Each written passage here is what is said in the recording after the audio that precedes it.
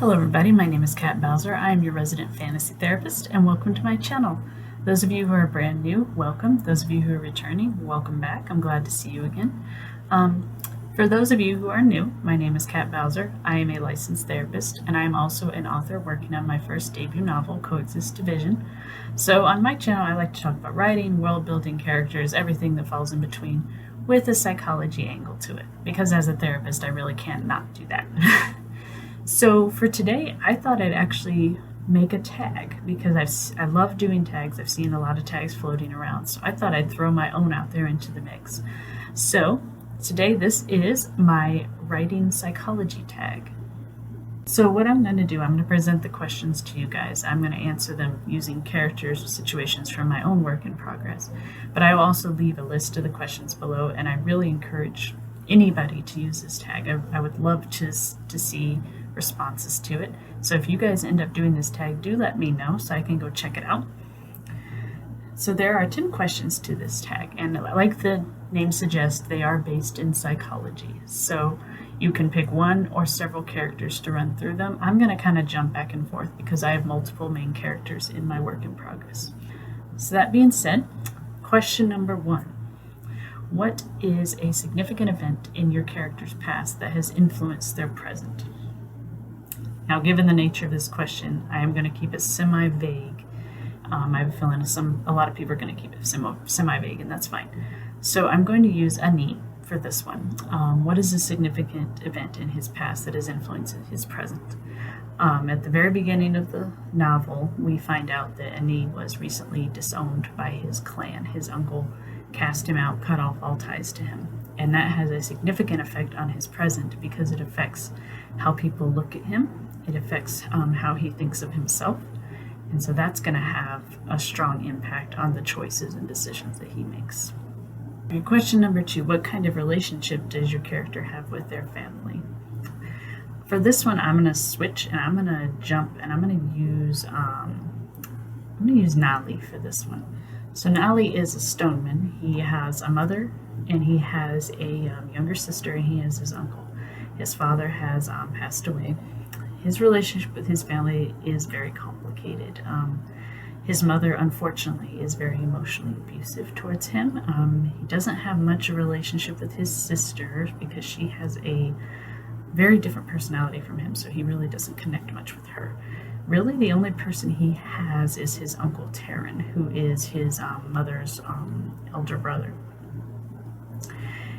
And he is pretty much Nali's rock. He is what helped him work through things and survive things and not entirely give up on himself.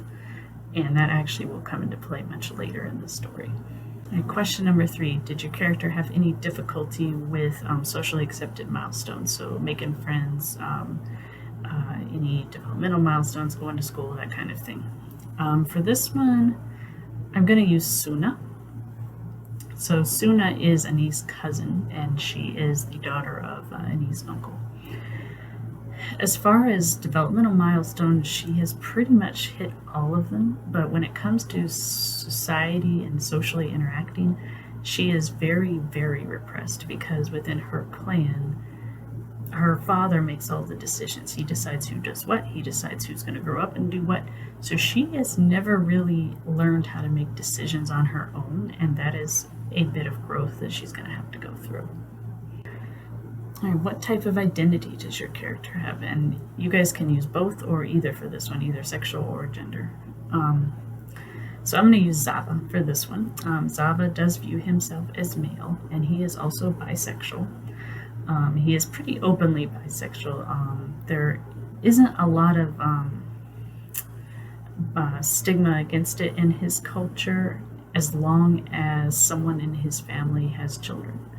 Since he is the youngest, that kind of falls on him, so it's pretty much expected that he's going to end up with a female so that he can father children.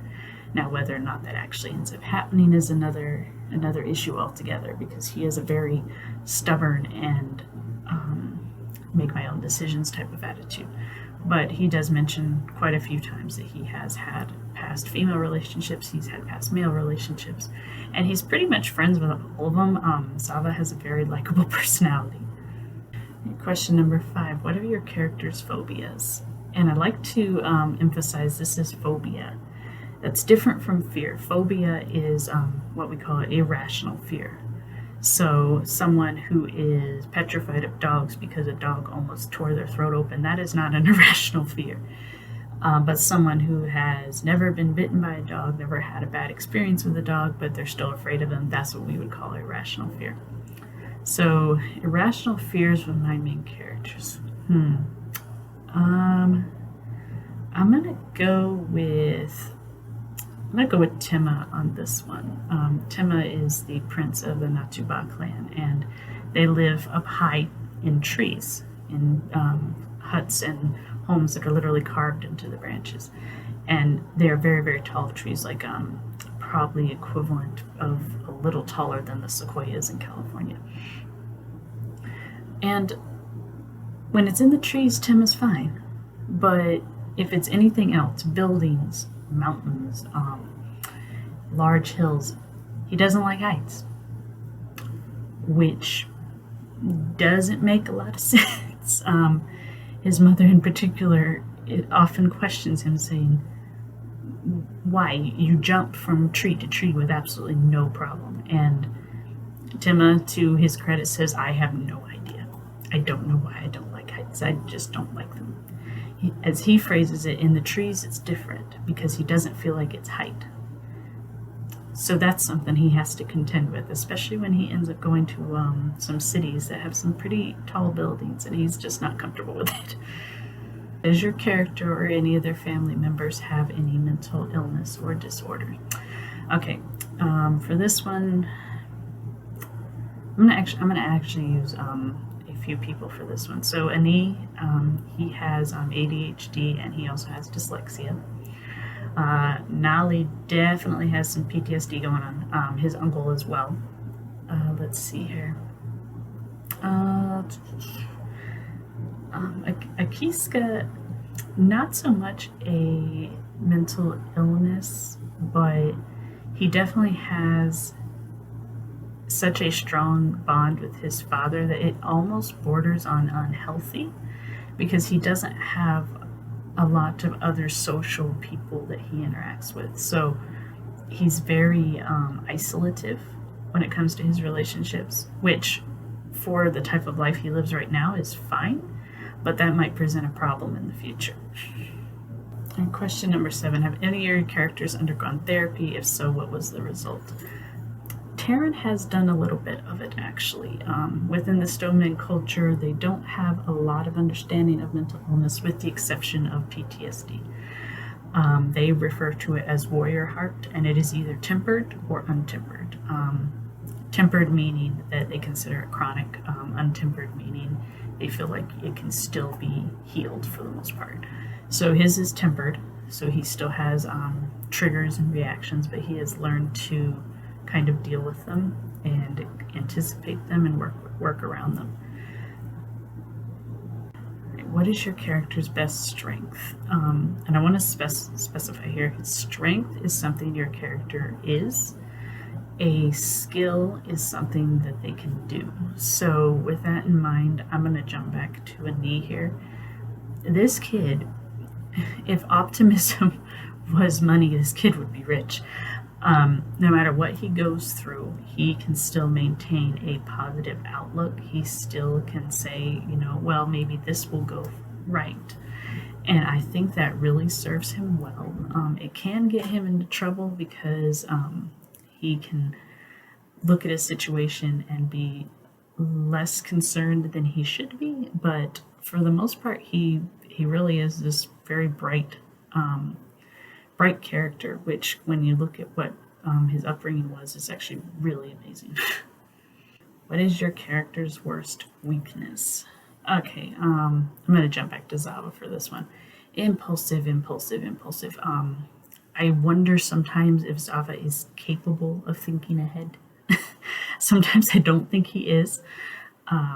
He is very emotionally driven, similar to Ani, but the difference is that Ani has learned, for the most part, to stop and think before he does something. Zava not so much. If he's angry, he's going to tell you. If he thinks that you're corrupt and a horrible person, he's going to tell you. If he thinks that he needs to go make a point by invading his city's capital, he's going to do it. Needless to say, this does not always work out well for him. All right, last question. Who or what has the most influence or potential influence on your character's future?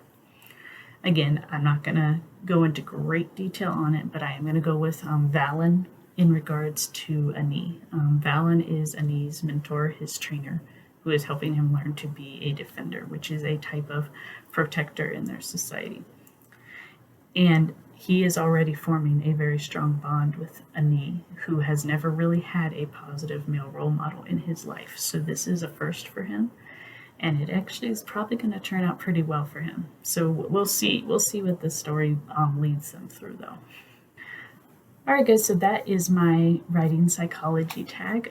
I really hope you guys enjoyed it, and I hope I see some of you start using it. Like I said, I would love to see responses to this. As always, if you have any questions, concerns, or comments, leave them below. You can always follow me on social media, and I will look forward to seeing you guys again soon. Thanks. Bye.